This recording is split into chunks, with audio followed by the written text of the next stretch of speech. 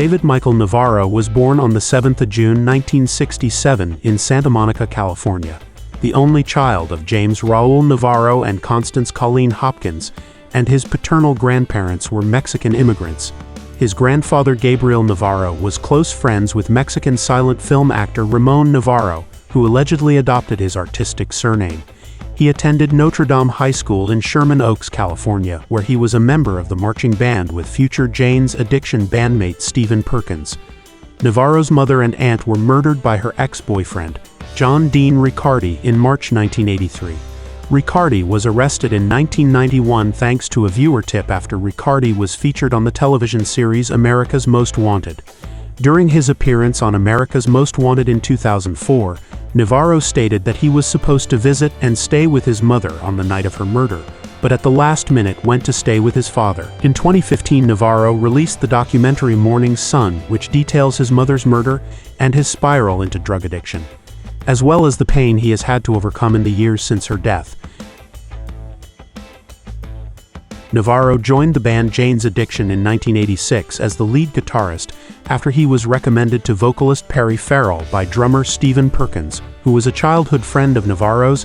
The band became successful and was popular in the alternative rock music scene.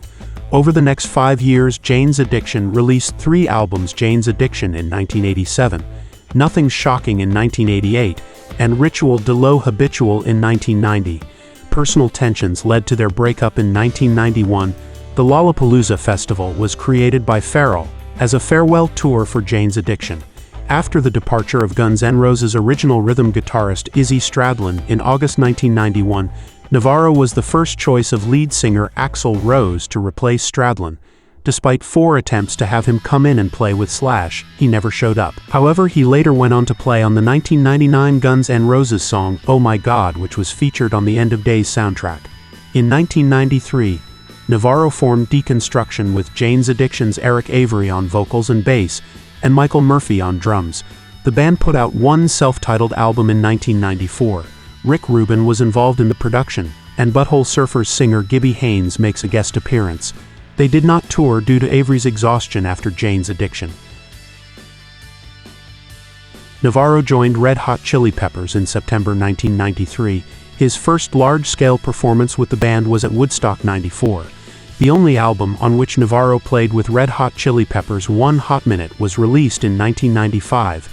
The band later recorded and released a cover of the Ohio Players' song Love Rollercoaster for the Beavis and Butt-Head Do America soundtrack, which was released as a single. The band also contributed the John Lennon song I Found Out to the Working Class Hero, a tribute to John Lennon album, as well as the 1 Hot Minute outtake Melancholy Mechanics to the Twister soundtrack.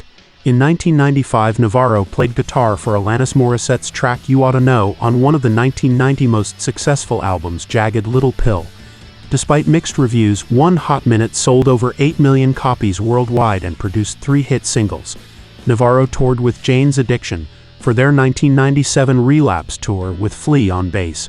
After 2 years of touring on and off with Red Hot Chili Peppers and his subsequent heroin relapse, Navarro was fired in 1998 over creative differences. Navarro also remixed Janet Jackson's What'll I Do for her Janet Remixed album during this time. The summer 2001 album Trust No One marked his solo debut. The band assembled for the accompanying U.S. tour consisted of Navarro, guitarist Dave Kushner, bassist Miko Watanabe, and drummer Angel Roche. In 2002, Jane's Addiction reformed with bass player Chris Chaney and started work on a new album.